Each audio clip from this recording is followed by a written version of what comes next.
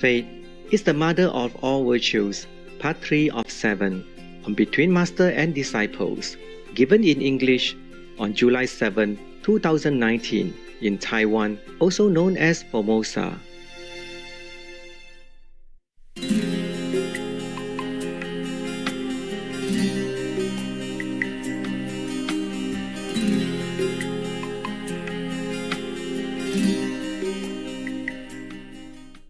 Uno, due, tres, cuatro, four. How you say five in Iranian? Pine, no, voila. Four for the American, pine for the Iranian. And these are all for Master. Listen. So I went to eat in a Thai restaurant. Huh? I went with a hotel bus, huh? A small bus.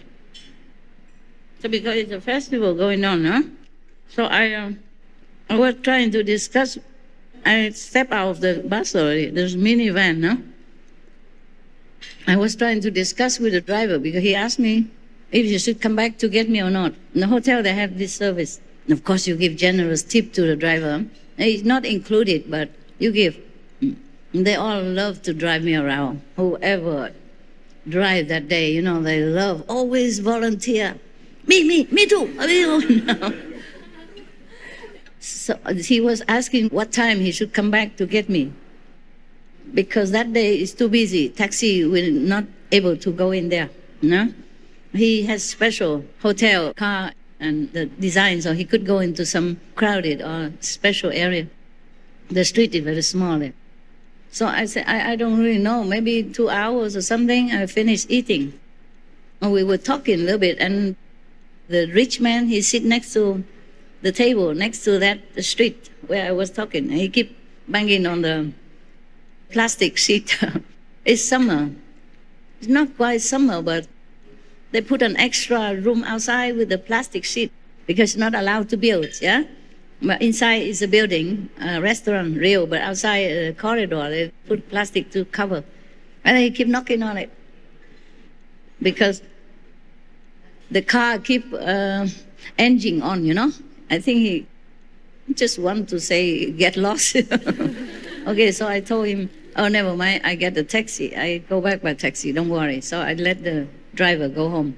Because I don't want to talk further, no? He tried to give me a phone number and whom to call in case he's not there. I call whom, whatever, and then they come and get me, yeah? So I gave him tip and let him go back to the hotel.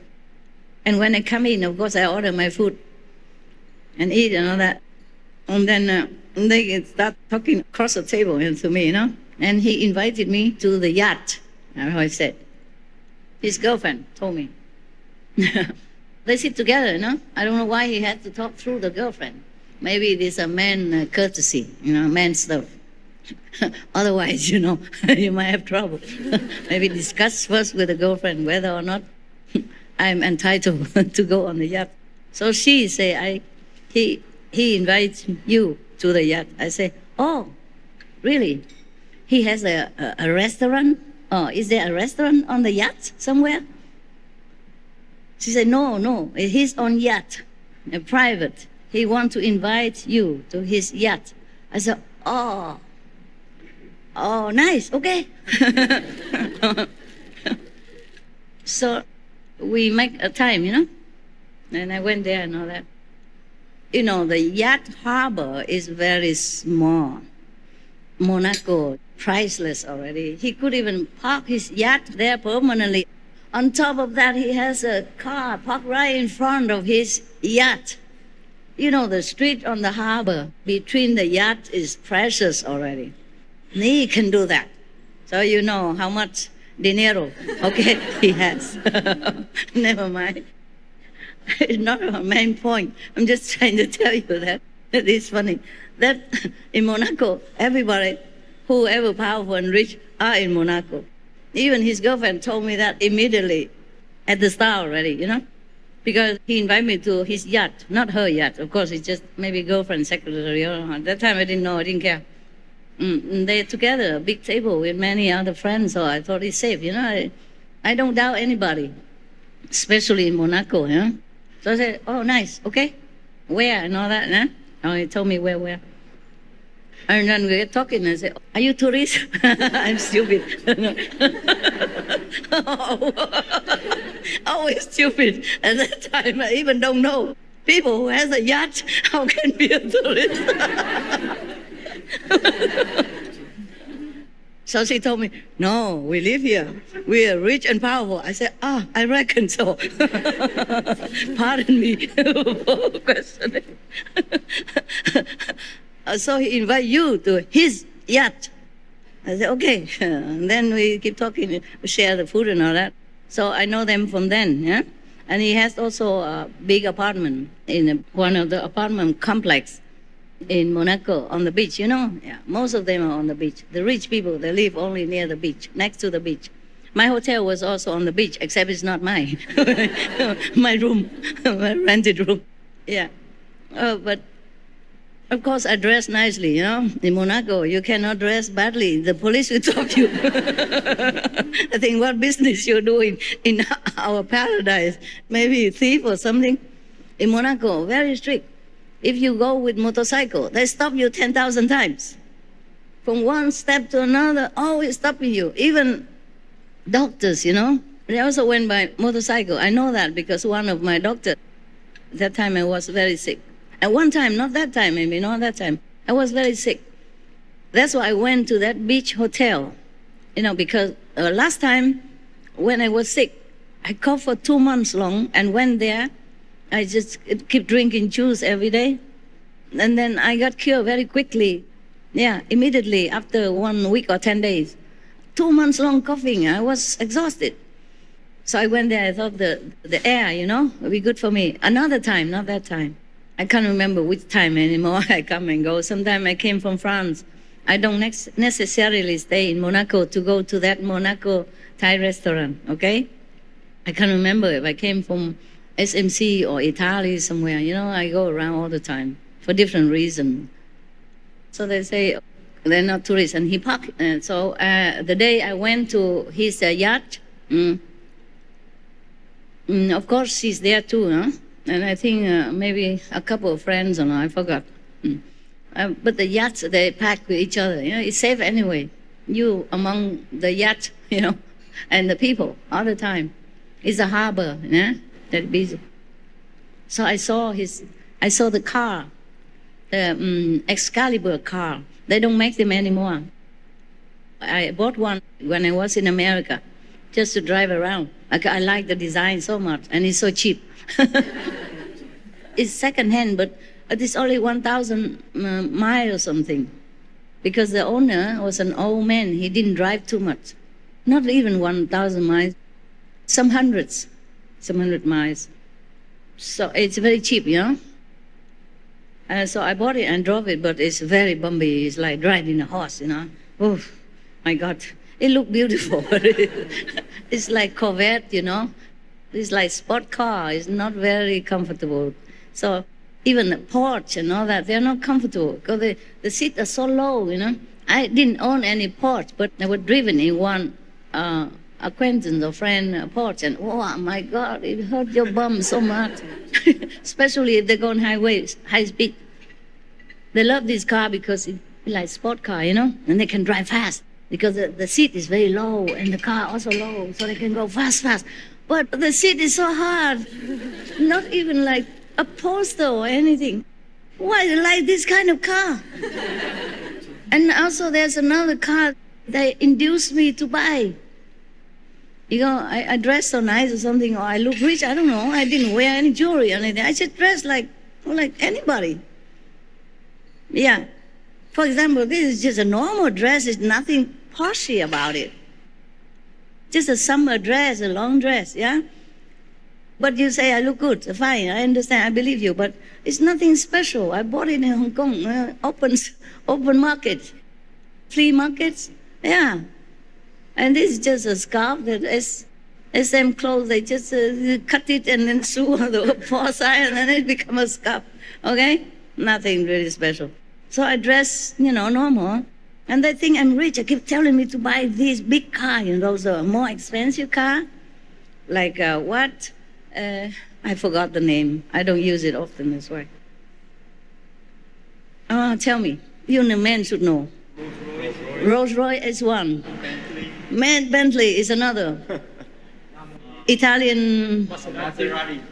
Yeah. And what else? Lamborghini. Yeah, oh man. I said, I don't want this car. I don't drive very well. I just want some simple one. But I like the design because I don't see that anywhere before. I have never seen it. So I thought, oh, it's nice. I'm a designer. This tick me. So I take it. Then I wanted it, and then they keep inviting me to buy other car, forcing me to say, just sit, sit on it, have a feel of it, and then tell me. Typical salesman. I said, don't want to sit. I said, I want to buy this car and go home to my dogs. Oh, just sit, man. 1 minute, 1 half a minute. It costs you nothing. Keep saying, so I have to sit one car, and then they move to me to another car to sit, and Lamborghini, whatever. Oh, this is so low, and I'm already very short. I sit in the car, I see nothing.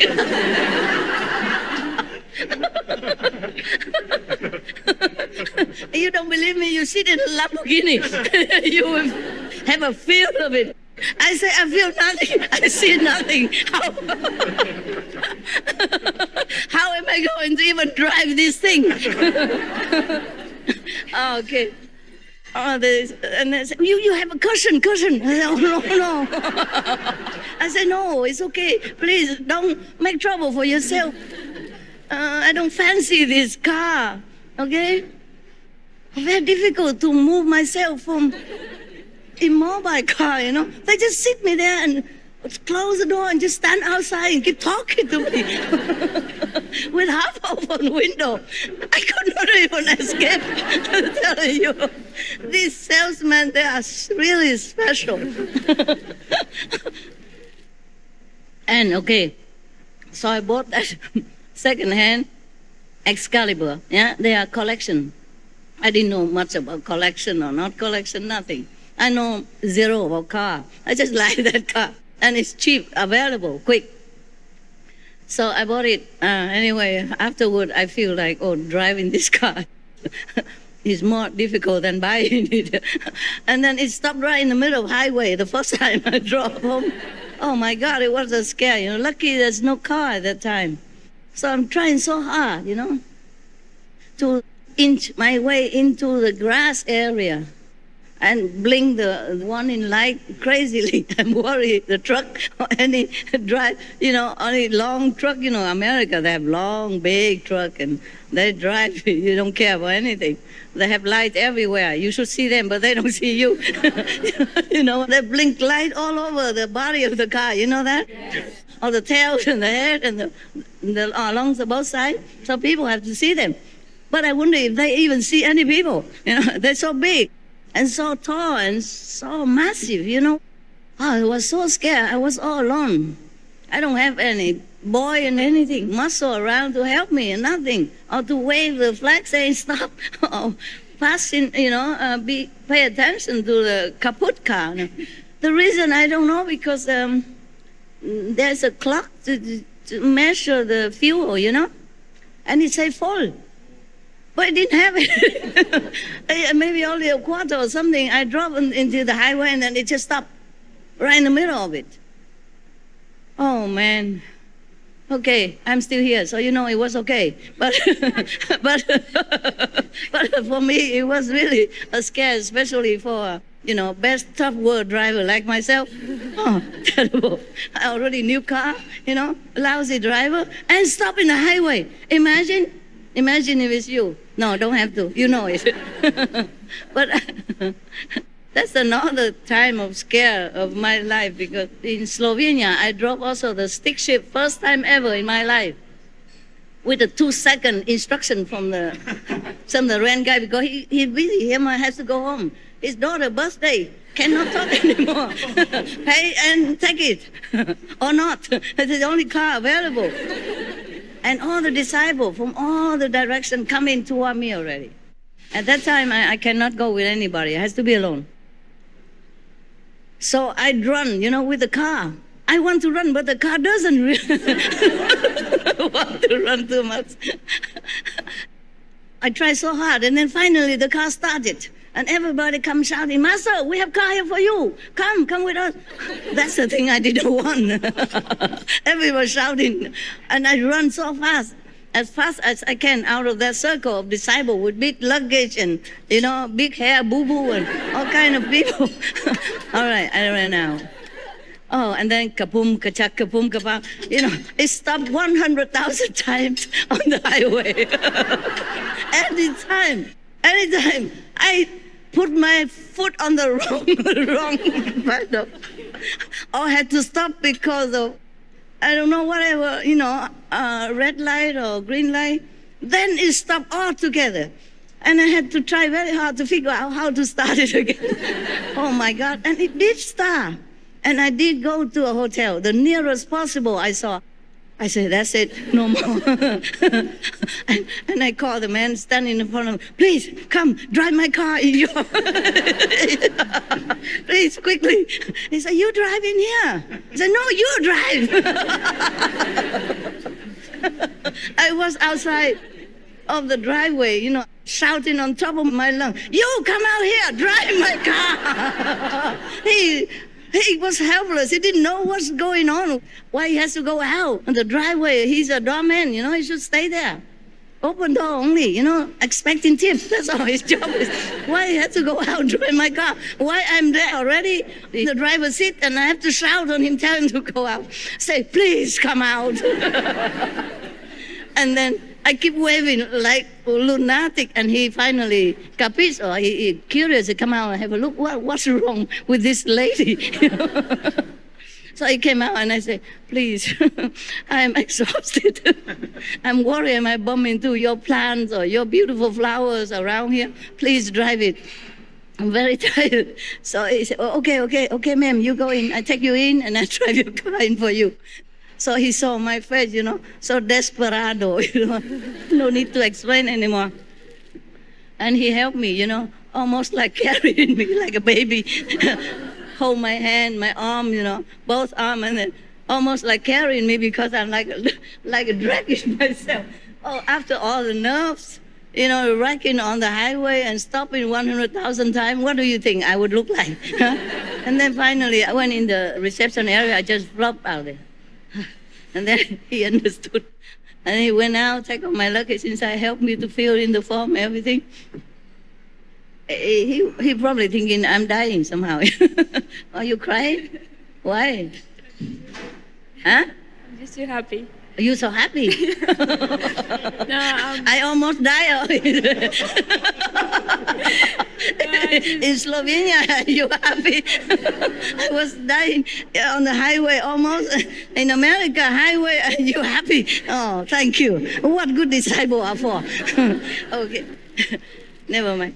I'm just joking. You cry as much as you want. I cry enough already. I don't cry no more now. Okay, fine. You know what I'm saying? I risked my life so many times.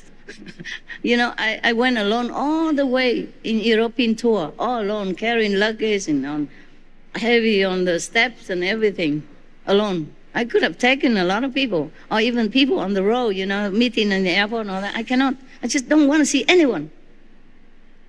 But lucky, everything okay. I put on this flashing light, emergency light. Yeah, no, exists. Emergency light all the way. Huh?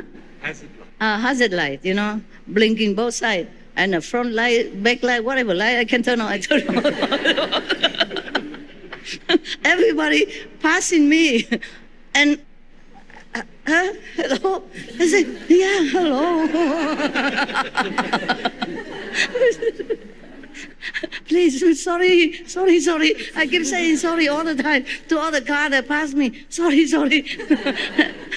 And then they all laughing and smiling or very sympathetically or something, I don't know. I had no chance to even look closer, I just say sorry, and then I run, with the car. And that was, why I talk about that. Oh, okay, Excalibur. Yeah, so that's the first time or second time I risked myself on the unknown car, The Excalibur, okay, I bought it. So it's in America. I sold it already anyway. But it's so beautiful. It's the most beautiful Excalibur. Because there are many Excalibur, but it's not that one. That one is like a light cream outside and inside a darker cream seat. Everything is just so perfect, very light, not showy, but extremely making a statement, I love it so much. And there are other Excalibur, but sometimes they mix match, like in front is black, behind is brown, or in the middle is blue, or white, whatever, it doesn't look smooth with your eyes. I just like that one. I saw many afterward, not that many, but because I have only 200 cars of that type. And then they did not make any more for any reason. I did not research. My car is about the 30th car. My collection. Mini rare item, like antique stuff, for collectors, not like a common car for sale. So I saw some of them before. They are also Excalibur, same style, but because the color don't match well. It's not artistic looking, and not so sleek, and not so elegant, I love that car so much.